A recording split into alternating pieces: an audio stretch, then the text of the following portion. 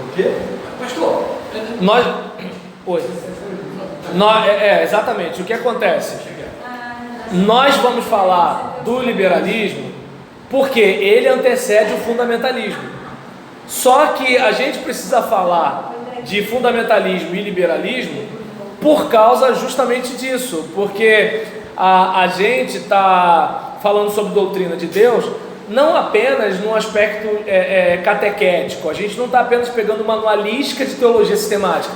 Deus é assim, Deus é assim, Deus é assim, Deus é assado. A gente está pegando vários teólogos e perspectivas desses teólogos, e que muitas vezes não vai rezar na cartilha da nossa igreja. E aí a gente está navegando entre a teologia apofática e catafática, entre o liberalismo e o fundamentalismo, sendo que a gente não vai pegar nem o extremo do liberalismo e nem o extremo do fundamentalismo. No nosso contexto denominacional, a gente está geralmente pisando num lado ou no outro, geralmente por aí. Alguns mais para um lado, alguns mais para o outro, geralmente assim. E aí espero que sim. A gente sempre vai achar que está tomando uma boa decisão, né? Provérbios 21:2 diz que é o homem em seu caminho reto lhe parece. Fala. Radicalismo também está nesse meio aí também? Não, o fundamentalismo ele acaba sendo radical, porque ele quer combater de modo tão contundente o liberalismo que assim não tem como, acaba sendo radical. E é aquilo que eu falei, a gente corre risco de, em nome da Bíblia, defender coisas que assim acaba chocando aquilo que assim a própria Bíblia propõe, porque às vezes a gente literaliza algo que assim não é para literalizar. Até como eu falei, a Bíblia foi escrita num tempo e lugar, ela não foi escrita no nosso tempo, e ela não foi escrita para a mente do homem do nosso tempo. Então o homem do nosso tempo, ele precisa usar de ferramentas para identificar na linguagem humana a palavra divina revelada nas Escrituras. Exatamente, porque se ele trouxer a cultura de lá, ele arrebenta com o povo dele. Eu não imaginaria que a Bíblia chegar até hoje, né? Claro, Josué não está pensando no nosso tempo, não está, pô. Nem Paulo acreditava que, poxa, ó, ele vem, né, exatamente, João tá, Maranata, não sei o que lá, o povo dava tudo que tinha, vendia tudo que tinha, não era igual hoje, né, então é bom a gente pensar nisso. Mas vamos lá, pegando aqui o breve dicionário de teologia de Busto Gonzalez, liberalismo é um termo que se emprega com diversos sentidos, segundo o contexto. É muito comum que quando um cara na sua igreja, se botar no Facebook me marca, é Roberlan Julião. Aí nisso, quando por exemplo um cara, ele quer dizer que você não é muito crente, ele vai falar que você é liberal. Quando de repente um pastor ou um professor de teologia vai de alguma forma dizer que você não acredita em Deus, mas vai dizer que você é liberal, geralmente é por aí. Se de repente você pega um caminho diferente do caminho do lugar comum da igreja evangélica, vamos dizer que você é liberal, mas às vezes essa pessoa nem sabe o que é liberalismo. E aí, em contrapartida, quando você é muito firme num posicionamento, geralmente denominacional ou até mesmo bíblico, e alguém fica chateado com você, te chama de fundamentalista. Entendeu? Então é como, por exemplo, suponhamos, se você vai ordenar uma mulher ao ministério pastoral, aí alguém vai dizer que você é liberal. Se de repente você entende, né, que não pode transar antes do casamento, vou dizer que você é fundamentalista. Ou seja, você dá para perceber que é o seguinte: se você tem um posicionamento, entende? Aí assim, e aí a gente tem que ter cuidado, por quê? Porque a gente corre risco de estar sendo preconceituoso, porque você está chamando de liberal algo que você não tem certeza, você não tem fundamentação para isso, e você está chamando de fundamentalista alguma coisa só porque, né, o fulano ele é um pouquinho mais conservador que você, entende? Ou de repente você está chamando de liberal alguém que é menos conservador que você. sendo que você nem estudou liberalismo nem fundamentalismo para falar isso, né? Você só escutou de internet. Fala. Fundamentalismo vem de fundamento. Sim, Não. mas o ismo é que é o negócio. Não sei se deu para perceber. A questão não é o fundamento, a questão é o ismo. Daquela separação de uma mulher na Assembleia, lembra? Tinha isso. Entende? É como, por exemplo, liberal tem a ver com liberdade. Liberdade não é problema. O ismo é que é o negócio, entendeu? Então vamos lá. Liberalismo, termo que se emprega com diversos sentidos, segundo o contexto, que é o que nós falamos aqui. Diversos sentidos, né? Então, por exemplo, eu entendo que o cara que ordena a mulher ao ministério pastoral é a mesma coisa da igreja, né, que tem pastor homossexual, é tudo a mesma coisa. Eu entendo que o pessoal que se guarda sexualmente para o casamento é tão fundamentalista como o pessoal que aprova matar muçulmano. Então, assim, ou seja, de acordo com o contexto, lembra Provérbio 21:2, ao homem seu caminho reto lhe parece. Eu vou e coloco o rótulo. Continuando. Na teoria econômica e política nos Estados Unidos, o termo liberalismo é usado de uma mesma maneira diametralmente oposta ao seu sentido no restante do mundo. Nos Estados Unidos, deixa eu ver aqui, isso, nos Estados Unidos, deixa eu ver, uma posição política ou econômica liberal sustenta que o Estado deveria intervir nas questões econômicas para produzir uma ordem social mais justa. Em outras partes do mundo, chamam-se de liberais aqueles que sustentam que o mercado deve ter força para determinar a si mesmo. Logo, quando os teólogos latino-americanos, por exemplo, condenam as consequências do que chamam de capitalismo liberal, referem-se a algo muito diferente do que se entende nos Estados Unidos por liberalismo. Na história da teologia católica romana, o liberalismo refere-se, na história da teologia católica romana, o liberalismo refere-se ao chamado, no começo do século XIX, para que a igreja aceitasse os ideais políticos liberais da Revolução Francesa e de outros movimentos que floresciam então. O principal promotor desse movimento foi Félicité Robert de Lamennais, Lamennais, mas em francês deve ser alguma coisa diferente, Lamennais, alguma coisa assim. E aí, defensor fervoroso do passado, ele tinha urgência de que o Papa arrebatasse os governos seculares por causa da liberdade política e assim abrisse o caminho do futuro. Entretanto, o papado estava demasiadamente atado à ordem tradicional para dar atenção ao que esse cara estava defendendo, cujas opiniões foram condenadas por Gregório XVI na encíclica Mirare Vos, em 1832. Apesar dessa ação pontifícia, o movimento liberal continuou crescendo dentro do catolicismo romano, e isso posteriormente levou à condenação em 1864 de 80 teses liberais listadas por Pio IX, na Sílabus Horroris. Logo, no catolicismo romano, o liberalismo está mais associado à relação entre a igreja e a sociedade civil do que com as doutrinas.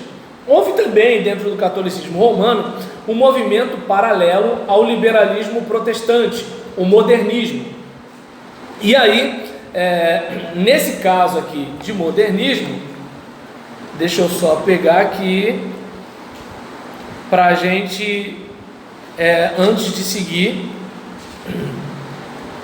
deixa eu pegar aqui, modernismo, termo com frequência aplicado em círculos protestantes, em especial em círculos conservadores, a atitude fundamental de vários dos principais teólogos do começo do século XX, que buscavam reconciliar o cristianismo com a modernidade.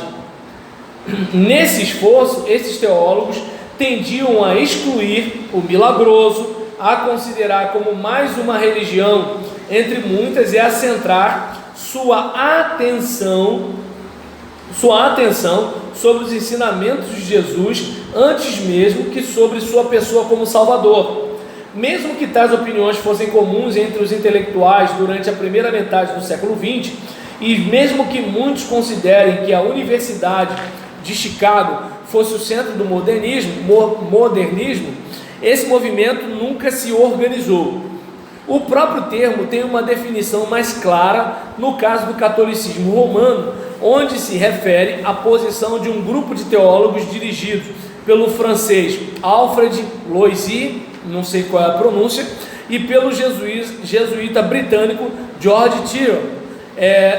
Esses católicos aceitaram e tomaram para si o resultado dos métodos críticos para o estudo das escrituras e da tradição. Se puder, Nívia, traz um copo d'água para mim, por favor. Esses católicos aceitaram e tomaram para si os resultados dos métodos críticos para o estudo das escrituras e da tradição que os eruditos protestantes haviam desenvolvido e convidaram os eruditos e teólogos católicos para seguirem os mesmos caminhos. Tentavam produzir assim uma nova interpretação do cristianismo e de suas doutrinas que pudesse se reconciliar com as perspectivas e descobrimentos da ciência moderna. Então percebe que o que a gente vai falar de liberalismo entre os protestantes é aquilo que os católicos vão chamar de modernismo. Continuando, enquanto isso, o modernismo protestante refletia as opiniões de muitos dirigentes nas igrejas protestantes que estavam convencidos de que a igreja e suas doutrinas deviam se adaptar às regras da modernidade, e o modernismo católico romano recebeu forte oposição de Roma e por boa parte da hierarquia, cuja experiência da Revolução Francesa e de outros acontecimentos da época lhes haviam convencido de que o cristianismo e a modernidade eram irreconciliáveis. Então a gente vai perceber que, por exemplo, a modernidade ela acaba batendo de frente com a Igreja Católica pelo fato de a mentalidade medieval ser vista como uma mentalidade entenebrecida, uma mentalidade das trevas, uma mentalidade do obscurantismo. Então, a modernidade tem aquela visão iluminista, a era da luz, a era da mente, a era da razão. Então é natural que no catolicismo haja uma resistência à mentalidade moderna. Isso é tranquilo para nós. E aí nisso, com um breve parêntese de otimismo no começo do pontificado de Leão XIII, os modernistas viram a oposição e posteriormente a condenação da igreja, que ocorreu oficialmente em 1907, mediante o decreto de Lamentabile.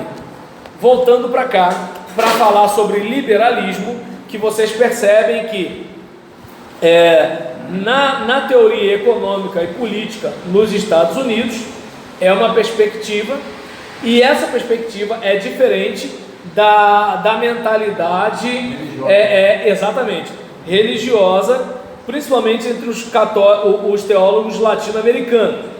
E aí, na história da teologia católica, nós vimos que o liberalismo refere-se ao chamado, no começo do século XIX, para que a igreja aceitasse ideais políticos liberais da Revolução Francesa e de outros movimentos que floresciam então.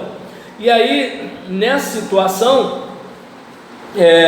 a gente percebe que no catolicismo católico romano, o liberalismo está mais associado à relação entre a igreja e a sociedade civil do que com as doutrinas, embora tenha havido também dentro do catolicismo romano um movimento paralelo ao liberalismo protestante, que era o modernismo, como nós falamos aqui. Bem, na história da teologia protestante, o liberalismo ele já é um movimento que floresceu no século XIX e começo do século XX. Mesmo que haja grandes diferenças entre os liberais, em geral concordam com a necessidade de reconciliar a doutrina e a fé cristã com a modernidade. Então você percebe que assim, embora haja uma satanização do liberalismo, principalmente pelos fundamentalistas, que foram aqueles que reagiram ao liberalismo, a proposta inicial era o quê? Era fazer uma conciliação. Então vamos harmonizar as questões de doutrina e de teologia a mentalidade moderna, que tem como critério o filtro da razão. E aí a gente vai reparar aqui que isso inclui uma... Opa, obrigado. A garganta estava arranhando e tudo. E aí, por exemplo, nós vamos reparar... Opa, perfeito, obrigado. Nós vamos reparar aqui que isso inclui uma valorização da bondade e potenciais humanos mais positivos do que havia sido na teologia cristã. Tal valorização do potencial humano normalmente é acompanhada da expectativa que o progresso humano levaria por sua natureza a uma ordem social mais justa e razoável. Lembra? Idade da razão, modernidade, combinando com teologia. Então o que vai acontecer? A gente vai pegar lições, a gente vai pegar reflexões dos ensinos de Jesus. A gente não vai se deter necessariamente no mistério, no milagre. E aí por isso que vem a reação fundamentalista. Pera aí, se tirar um milagre da Bíblia, como é que vai ser? Não é mesmo? E aí, nesse caso, a gente vai reparar, né, que dada a ordem racional do universo, da qual cada dia se sabia mais, a teologia deveria também tornar-se puramente racional e assim encontrar o seu lugar entre as ciências, com a razão. Isso, por sua vez, implica que deve rechaçar os milagres. Por isso que aí vem a reação, certo? Assim como toda apelação ao sobrenatural. Jonas no grande peixe, o nascimento virginal e assim por diante. Aí o bicho pega, a cobra fuma, entendeu? O filho chora e a mãe não ouve.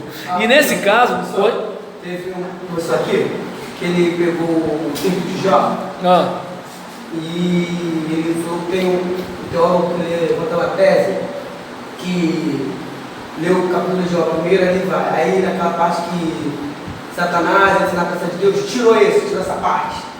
E ele conseguiu encaixar, o teólogo consegue encaixar, e diz que, na verdade, a parte que Satanás entra na presença de Deus, aquilo ali foi enxertado, aquilo ali foi como se tivesse encaixado. Que na verdade aquilo ali não existe, aquilo ali foi a criação da mente humana, da mente do autor. Entendi. E aí o que acontece? Não, estou falando que é treta, né? Aí nesse caso, você vai falar isso perto do Fernando? Eu também Não, estou aí nesse caso, isso,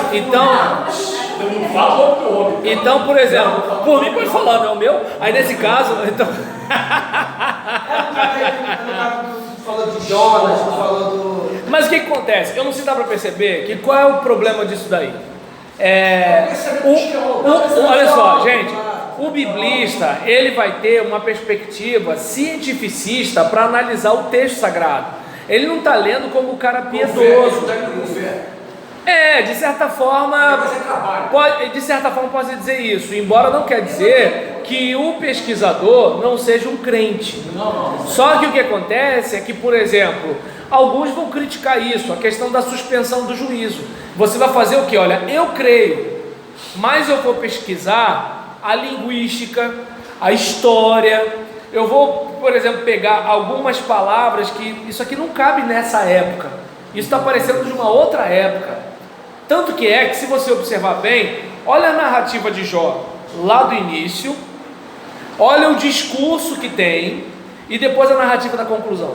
Você percebe que começa em prosa, o miolo é poesia, depois termina em prosa de novo. Você pode reparar isso. Então você vê que há uma diferença de estrutura. Eu vou discutir isso? Não, porque eu não pesquisei para isso. E eu não sei de onde o colega tirou isso daí. Então, como não tem fundamentação, eu não discuto. Mas vocês podem fazer disso uma monografia. E vocês podem pesquisar. Vocês vão lá no Vaticano para pegar material, pesquisar e fazer o trabalho de vocês. Mas vamos voltar para cá para terminar Nossa, eu estou no dicionário, como é que eu sou simples? Entendeu? Dicionário. Então, nesse caso aqui, muitos professores vão falar de liberalismo. Eu estou lendo, entendeu? Eu sou outro nível. Então, nesse caso aqui, voltando para cá, o liberalismo, teve problema na cristandade justamente por causa disso, porque ele quis tanto harmonizar a fé com a razão, que aí teve uma rapaziada que começou a reagir. Então a gente viu que, por exemplo, a questão do sobrenatural, e aí a Bíblia deve ser estudada e criticada com as mesmas ferramentas analíticas e históricas que os eruditos aplicam a qualquer peça da literatura ou registros supostamente históricos. Deu para perceber? Então, quando o estudioso ele vai para o texto e ele vai mastigando com ferramentas, como se ele estivesse mastigando um texto de Machado de Assis, de Homero, seja lá de quem for, então ele está indo como assim, eu estou dissecando esse negócio, eu não estou tratando esse livro como o meu pastor faz pregando. Então ele não tem essa preocupação de escandalizar o auditório. Não sei se deu para entender. Não estou dizendo que ele está certo, que ele está errado, se Deus falou, se Deus não falou, se ele crê, se ele não crê, se vocês são crentes, se vocês não são, se vocês são de Jesus ou sei lá, né, do Zé Pereira. Mas agora, o que eu estou dizendo aqui é que eu nem sei quem é Zé Pereira, tá, gente? Aí nesse caso, é que eu ouvi falar de um samba que fala que tem na casa do Zé Pereira, aí eu lembrei aqui. Mas voltando para cá, em relação a essa situação aqui, o que acontece? Mesmo que Jesus fosse, sem dúvida alguma, uma figura excepcional, né? Não tem como, era provavelmente possível que fosse muito diferente do que a tradição cristã, inclusive os evangelhos, têm feito dele, e portanto os teólogos devem buscar o Jesus histórico. Essa era a perspectiva. E aí nisso, a religião em geral e o cristianismo em particular, são valiosos principalmente porque servem de guia para a vida moral. Ou seja, isso o liberal não discute. A parte que ele discute é a parte misteriosa. Continuando aqui, o protestantismo liberal nesse sentido começou a decair conforme a Primeira Guerra Mundial e os muitos acontecimentos trágicos que aconteceram no século XX produziram dúvidas cada vez mais sérias sobre as ideias como a inevitabilidade do progresso, a bondade essencial do ser humano, a racionalidade objetiva da modernidade. Assim como a modernidade começou a cair com as grandes guerras, né, a primeira e a segunda, e a gente tem origem com a pós-modernidade, assim também o liberalismo teológico começou a ter dificuldade. E aí, nesse caso, o teólogo mais influente dentro do protestantismo, que indicou a necessidade de buscar a alternativa em lugar do liberalismo clássico, foi Calbart, que é o cara que a gente está lendo aqui, né? Cujo comentário sobre Romanos, publicado no ano de 1919, deu início a uma teologia pós-liberal, o que a gente chama de neo-ortodoxia. No pensamento comum, por liberalismo, entende-se como o oposto a fundamentalismo, e os próprios fundamentalistas empregam um apelido para todos aqueles que não concordam com eles. Então, aquele negócio, toda vez que alguém chamar você de liberal, fica ligado, possivelmente é um fundamentalista. E aí nesse... Oi? O fundamentalismo, esses xiitas, os islã... Xiitas ou xaatos? Sim, você está falando do islamismo, né? Porque no cristianismo... Vai, deixa quieto. Eles tiveram início devido a essas situações aí, essas guerras. Por que acontece? O fundamentalismo islâmico, judaico ou cristão se detém de um modo muito ferrenho ao texto. Só que se você observar bem, o texto que a gente usa para a nossa regra de fé, ele nasce da experiência. Quando você se torna fundamentalista, o que você faz? Você pega a experiência que é fluida, engessa dentro de uma caixa de chumbo, e Deus não vai poder mais sair dali. Alá não vai mais poder sair dali. Está entendendo? O Hashem não vai mais poder sair dali. Você engessou Deus ali, porque Deus agora é o texto, e aí complica. Lembra, Deus não é a Bíblia. Deus é maior do que a Bíblia. Deus é maior do que o discurso sobre Deus. Mas o fundamentalista, ele vai ficar preso ao texto, e aí complica. E aí nessa brincadeira, o cara pode pegar algumas afirmações de um outro tempo, literalizar e fazer, aí você vê, por exemplo, ou digamos, você acha absurdo o cara que explode gente lá no World Trade Center. Você acha. O fundamentalista islâmico não acha. Acha que ele está lutando a guerra de Deus, porque foi Deus que mandou. E quando o fundamentalista cristão, em nome de Deus, vai combater o mal que está lá no Oriente, lembrando que alguns personagens lá do Oriente foram fabricados pelos fundamentalistas cristãos. Só que a gente finge que isso não aconteceu e vai lá e explode todo mundo. Ah, mas aqui nos Estados Unidos o pessoal é inocente. Lá não tem ninguém inocente que morre, não? Criança é aquela. Ou você acha que todo bombardeio só mata culpado? Mata mais inocente. Então eu não sei se dá para perceber que é o seguinte: é tudo em nome de Deus. É tudo em nome de Deus. Não vou muito longe, vamos pegar a questão da guerra lá, principalmente por Jerusalém. Você vai reparar que é o seguinte: bem, Israel perde sua pátria. E aí, em 1948, volta. Mas não volta para todo o território. E aí o que acontece? Aí nisso, por exemplo, vamos brigar por aquele muro lá de Herodes. Nessa brincadeira, onde os palestinos estão, aí eles já têm que dividir com os judeus. Já dá aborrecimento. Ah, mas aquele tiro ali foi Deus que prometeu, não sei o que, tá, mas o palestino não tem nada a ver com isso. Tá dando para entender? E se o povo perdeu porque deu mole para Deus lá atrás. Então não entra nessa. Mas aí vamos tomar a força, porque está escrito. Então, em nome dele, vamos dilacerar um monte de gente. Aí é fundamentalismo de um lado, fundamentalismo do outro, e vem o fundamentalista cristão que se mete nesse problema, tá entendendo? Porque está defendendo Deus. Eles vivem um pé da Aí complica, entendeu? Aí complica. Ele quer levar o pé da letra. Só que a gente acabou falando de fundamentalismo quando o assunto aqui era liberalismo. E aí nesse caso, mas deu para perceber mais ou menos a ideia? Então deixa eu fechar aqui para ver se a gente vai para o fundamentalismo. Eu não achei que a gente ia demorar tanto, mas é porque isso aqui é tipo um alicerce para a gente conversar sobre a ideia de Deus, tá? Espero que vocês entendam isso. Isso aqui, de repente, talvez a gente devesse falar num outro instante, mas eu entendo que a gente precisa desse substrato aqui para continuar, beleza? Uma coisa sobre isso? Hã? Ah, com certeza tem. Inclusive vai ter no canal Roberlan Julião, Palavra Simples. Exatamente, Agora tá ao vivo no Facebook. Só que só tem 2 pessoas assistindo, entendeu? Pra ver como é que o assunto é legal. Tá vendo? Se eu soubesse, né, eu ia fazer igual o Romário, botar um funk pra tocar e ficar, né? Porque aí dá audiência. É isso que o povo quer ver. Por isso que eu faço assim, ó. Depois eu estudo.